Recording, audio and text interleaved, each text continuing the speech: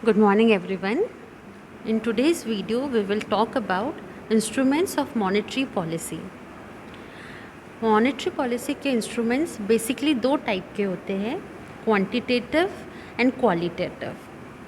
Quantitative instruments को हम general और इनडायरेक्ट इंस्ट्रूमेंट्स भी कहते हैं। इसमें हम CRR, SLR, open market operations, bank rate, repo rate, reverse repo rate etcetera discuss करते हैं। वेरेस क्वालिटेटिव इंस्ट्रूमेंट्स को हम सेलेक्टिव और डायरेक्ट इंस्ट्रूमेंट्स भी कहते हैं। इसमें हम change in margin money, direct action, moral suasion etcetera discuss करते हैं। आज के लेक्चर में हम क्वांटिटेटिव इंस्ट्रूमेंट्स पढ़ेंगे। क्वांटिटेटिव इंस्ट्रूमेंट्स में सबसे पहले है cash reserve ratio. Cash reserve ratio को शॉर्ट में हम CRR भी कहते हैं। इसमें देखो क्या होता है, इसमें कमर्शियल बैंक को अपने टोटल डिपॉजिट का कुछ परसेंटेज RBI के पास डिपॉजिट करना होता है in form of cash. Commercial banks are required to hold a certain proportion of their total deposit in form of cash with RBI. CRR is the minimum amount of cash that commercial bank have to keep with RBI at any given point of time. CRR एक ऐसा minimum amount है जो commercial bank को RBI के पास रखना होता है cash की फॉर्म में। RBI uses CRR either to drain excess liquidity from the economy or to release additional funds needed for the growth of economy. RBI CRR को लिक्विडिटी कंट्रोल करने में यूज़ करता है। अगर मार्केट में लिक्विडिटी बहुत ज़्यादा है तो RBI CRR को बढ़ा देगा, और अगर मार्केट में लिक्विडिटी कम है तो RBI CRR को डिक्रीज़ कर देगा। Suppose for example current CRR है 4% और मार्केट में लिक्विडिटी बहुत ज़्यादा है, मार्केट में पैसा बहुत ज़्यादा है, तो RBI क्या करेगा, CRR को इंक्रीज़ कर देगा। जैसे पहले 4% थी, अब 6% कर देगा। उससे क्या होगा, उससे कमर्शियल बैंक को ज़्यादा पैसा रखना पड़ेगा RBI के पास, तो वो कम पैसा दे पाएगा बोरोवर्स को, कस्टमर्स को, तो उससे अब लिक्विडिटी अपने आप कंट्रोल हो जाएंगी। और सपोज़ अगर मार्केट में लिक्विडिटी नहीं है, लिक्विडिटी कम है, तो RBI CRR को डिक्रीज़ कर देगा। पहले 4% थी तो अभी वो 2% कर देगा। उससे क्या होगा, कमर्शियल बैंक को कम पैसा रखना पड़ेगा RBI के पास, तो वो ज़्यादा पैसा दे सकता है बोरोवर्स को, ज़्यादा पैसा लैंड कर सकता है, तो लिक्विडिटी अपने आप कंट्रोल हो जाएगी, लिक्विडिटी इंक्रीज़ हो जाएंगी। Then come statutory liquidity ratio. Statutory liquidity ratio is the ratio fixed by RBI of total deposit of a bank which is to be maintained by bank with itself in form of cash, gold or other liquid assets. Statutory liquidity ratio को हम short में SLR भी कहते हैं। SLR एक ऐसा ratio है जो RBI फिक्स करता है। उसमें बैंक्स को अपने टोटल डिपॉजिट का कुछ परसेंटेज अपने ही पास मेंटेन करके रखना पड़ता है in form of cash, gold और other liquid assets. Change in SLR often influence the availability of resources in banking system for lending to private sector. SLR में जो भी, जैसे हमने CRR में देखा कि RBI चेंज करता है रेशो कंट्रोल करने के लिए लिक्विडिटी को, सेम SLR में होता है। In CRR bank are asked exclusively to maintain the reserve in cash. CRR में हम अब कंपैरिजन देखते हैं CRR और SLR में। CRR में हम देखते हैं कि बैंक को जो रिज़र्व मेंटेन करना होता है वो कैश में ही करना होता है, whereas in case of SLR bank are permitted to maintain reserve in form of liquid assets. SLR में बैंक किसी भी लिक्विड एसेट्स में मेंटेन कर सकता है रिजर्व को। लिक्विड एसेट्स में क्या आएगा, कैश आएगा, गोल्ड आएगा या कोई भी other liquid assets. Maintaining CRR does not provide any return to banks. Banks earn interest on reserve maintain as SLR। CRR maintain करने के लिए कमर्शियल बैंक को कुछ भी इंटरेस्ट नहीं मिलता, कुछ भी रिटर्न नहीं मिलता, वेरेज SLR मेंटेन करने में बैंक को इंटरेस्ट मिलता है। Banks need to maintain cash reserve with RBI. Bank need to maintain the securities with themselves in form of liquid assets in case of SLR. SLR में banks को खुद के पास securities maintain करनी होती है, वेयर एज CRR में RBI के पास उसको कैश रिजर्व मेंटेन करना होता है। तो हमने देखा ये डिफरेंस है CRR और SLR में। CRR में हमने देखा कि जो रिज़र्व है वो कैश की फॉर्म में मेंटेन करना है। वो किसके पास मेंटेन करना है? कमर्शियल बैंक को रिज़र्व बैंक के पास मेंटेन करना है, और उसके ऊपर रिज़र्व बैंक कुछ भी इंटरेस्ट नहीं प्रोवाइड करता कमर्शियल बैंक्स को। SLR में हमने देखा SLR कोई भी लिक्विड एसेट्स की फॉर्म में कमर्शियल बैंक मेंटेन कर सकते हैं।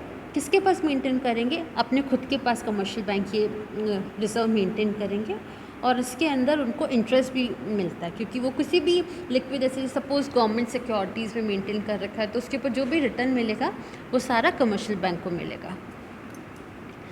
Then comes liquidity adjustment facility. Liquidity adjustment facility को हम शॉर्ट में LAF भी कहते हैं। LAF was introduce in June 2000। LAF is a facility extended by Reserve Bank of India to schedule commercial bank and primary dealers to avail of liquidity in case of requirement, or park excess fund with RBI in case of excess liquidity on overnight basis against the collateral of government securities. LAF का concept जो है वो introduce किया गया था जून 2000 में। LAF जो है ये एक ऐसी फैसिलिटी है जो RBI प्रोवाइड करता है। किसको प्रोवाइड करता है? कमर्शियल बैंक्स को प्रोवाइड करता है। इसमें क्या होता है, इसमें अगर कमर्शियल बैंक्स को पैसे की रिक्वायरमेंट है तो वो RBI से बोरो कर सकता है, और अगर उसको पैसा उसके पास एक्स्ट्रा है तो RBI के पास पार्क कर सकता है, मतलब RBI के पास डिपॉजिट कर सकता है ओवरनाइट बेसिस पे, और इसके लिए किसके against? Collateral securities, collateral of government securities. ठीक है, अब हम देखते हैं हम इसी को कंटिन्यू करते हैं। On daily basis RBI stands ready to lend to और borrow money from the banking system as per the need of time at fix interest rate. Now comes repo rate. Repo rate is the rate at which RBI is willing to lend short-term loans to commercial bank. Repo rate एक ऐसी rate है जिस पे RBI commercial banks को short term loans provide करता है। Whenever commercial bank have any shortage of funds, they can borrow from RBI against securities. अगर commercial banks को की शॉर्टेज है, फंड्स की शॉर्टेज है, तो वो RBI से बोरो कर सकता है against securities. If RBI increases the repo rate, it makes borrowing expensive for commercial bank and vice versa. अगर RBI रेपो रेट को इंक्रीज़ कर देता है तो कमर्शियल बैंक के लिए बोरोइंग महंगी हो जाती है, और अगर रेपो रेट को कम कर देता है तो कमर्शियल बैंक्स के लिए बोरोइंग सस्ती हो जाती है। जैसे सपोज़ फॉर एग्ज़ाम्पल, पहले RBI 5% इंटरेस्ट रेट पे बैंक्स को लोन देता था, अभी उसने इंक्रीज़ कर दिया। अभी सपोज़ पहले 5 था, अभी उसने 8% कर दिया। तो RBI ने कमर्शियल बैंक को महंगा रेट पे देना स्टार्ट कर दिया। 3% इंक्रीज़ कर दिया, पहले 5 था अभी 8 कर दिया, तो 3% से महंगा हो गया लोन। और अगर वो कम कर देता है तो लोन ऑब्वियसली सस्ता हो जाएगा। As a tool to control inflation, RBI increases the repo rate, making it more expensive for the bank to borrow from RBI with a view to restrict the availability of money. RBI जो है inflation को control करने के लिए repo rate बढ़ा देता है, उससे बोरोइंग महंगी हो जाती है और मार्केट में पैसा कम हो जाता है।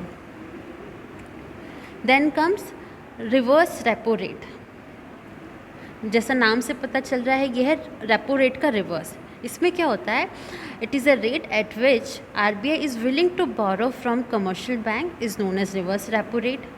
ये एक ऐसी रेट है जिस पे RBI विलिंगली बोरो करता है कमर्शियल बैंक से। If RBI increases the repo rate, it means RBI is willing to offer lucrative interest rate to commercial bank to park their money with RBI. अगर RBI रेपो रेट इंक्रीज़ कर देता है, इसका मतलब वो attract कर रहा है कमर्शियल बैंक्स को RBI के पास पैसा डिपॉजिट करने के लिए। सपोज़ पहले रिवर्स रेपो रेट थी 5%, अभी 8% हो गई। इसका मतलब आरबीआई कमर्शियल बैंक को ज़्यादा इंटरेस्ट देगा जो भी वो पैसा आरबीआई को देंगे। तो उससे क्या होगा, उससे ज़्यादा कमर्शियल बैंक आरबीआई के पास पैसा डिपॉजिट करेंगे, उससे अपने आप ही लिक्विडिटी मार्केट में कम हो जाएंगी। The results in reduction in the amount of money available for banks customer as a bank prefers to park their money with RBI as it involve higher safety. Suppose अगर reverse repo rate बढ़ती है तो ये market में पैसा कम करेंगी। कैसे कम करेंगी? ज़्यादा से ज़्यादा बैंक आरबीआई के पास पैसा डिपॉजिट करेंगे क्योंकि उनको रिटर्न्स ज़्यादा मिल रहे हैं। तो उससे क्या होगा, जो कस्टमर्स को लैंड करने वाला पैसा है वो भी आरबीआई के पास चला गया, तो वो मार्केट में कम पैसा लैंड करेंगे, तो अपने आप ही लिक्विडिटी मार्केट में कंट्रोल हो जाएंगी। Then come marginal standing facility. Marginal standing facility को हम शॉर्ट में MSF भी कहते हैं। MSF is very short term borrowing scheme for scheduled commercial bank. Banks may borrow funds through MSF during severe cash shortage और acute shortage of liquidity. इसमें marginal standing facility में जो बैंक्स हैं, अगर उनको पैसे की बहुत ज़्यादा शॉर्टेज है, कमी है, तो वो बोरो कर सकते हैं आरबीआई से। Bank often face liquidity shortfall due to mismatch in their deposit and loan portfolios. These are usually very short terms, and bank can borrow from RBI from 1 day period by offering dated government securities. ये usually बहुत छोटे समय के लिए होती है। ये 1 day के लिए भी हो सकती है, यूजुअली ये 1 डे के हिसाब से होती है। इसमें क्या होता है, इसमें अगर उसको पैसे की कमी है तो वो आरबीआई से बोरो कर सकता है गवर्नमेंट सिक्योरिटीज़ के against. MSF had been introduced by RBI to reduce volatility in overnight lending rates in interbanks market and to enable smooth monetary transmission in financial system. Then comes bank rate. Bank rate is a rate at which RBI provides the loan to commercial bank without keeping any securities. अभी तक हमने देखा कि RBI security के against ही loan दे रहा था, पर bank rate में आरबीआई कमर्शियल बैंक्स को लोन देता है विदाउट कीपिंग एनी सिक्योरिटीज़। वो उसके लिए कोई सिक्योरिटीज़ नहीं लेता। The RBI allow short term loans with presence of collateral. हमने देखा कि आरबीआई शॉर्ट टर्म लोन्स तो कोलेट्रल चाहिए होता है, सिक्योरिटी चाहिए होती है, जैसा कि हमने रेपो रेट में देखा था कि शॉर्ट टर्म लोन प्रोवाइड करता है आरबीआई कमर्शियल बैंक्स को, लेकिन किसके बेसिस पे? सिक्योरिटी के अगेंस्ट, कोलेट्रल के अगेंस्ट। लेकिन इसमें आरबीआई बैंक रेट में आरबीआई कोई सिक्योरिटीज़ नहीं रखता, कोई सिक्योरिटी नहीं मांगता है। Bank rate in India is determined by RBI. It is usually higher than repo rate on account of its ability to regulate liquidity. ये आरबीआई डिटरमाइन करता है, ये नॉर्मली रेपो रेट से ज़्यादा होती है। Then comes open market operation, OMO. Open market operation are market operation conducted by RBI by way of sale or purchase of government security to or from the market with objective to adjust the rupee liquidity condition in the market on durable basis. If there is excess liquidity, RBI restored to sale of securities and suck out the rupee liquidity. Similarly, when liquidity conditions are tight, RBI buys the securities from the market, thereby releasing liquidity in the market. Open market operation में क्या होता है, जो government की securities है उसको cell और purchase करता है। कौन करता है? आरबीआई उसी को परचेज़ करेगा या सेल करेगा। क्यों सेल करता है, क्यों परचेज़ करता है? लिक्विडिटी को कंट्रोल करने में। अगर मार्केट में बहुत ज़्यादा लिक्विडिटी है तो वो क्या करेगा, गवर्नमेंट सिक्योरिटीज़ को बेच देगा तो क्या होगा, आरबीआई के पास जो सिक्योरिटीज़ थी वो मार्केट में चली जाएंगी और जो मार्केट में पैसा है वो आरबीआई के पास चला जाएगा। उससे क्या हुआ, जो भी पैसा है वो आरबीआई के पास पार्क हो गया। और अगर मार्केट में लिक्विडिटी नहीं है, पैसा कम है मार्केट में, तो वो क्या करेगा, गवर्नमेंट सिक्योरिटीज़ को परचेज़ कर लेगा। परचेज़ करेगा तो क्या, वो उसको इन रिटर्न पैसा देना पड़ेगा, तो मार्केट में पैसा इन्फ्यूज़ हो गया तो अपने आप लिक्विडिटी बढ़ जाएंगी।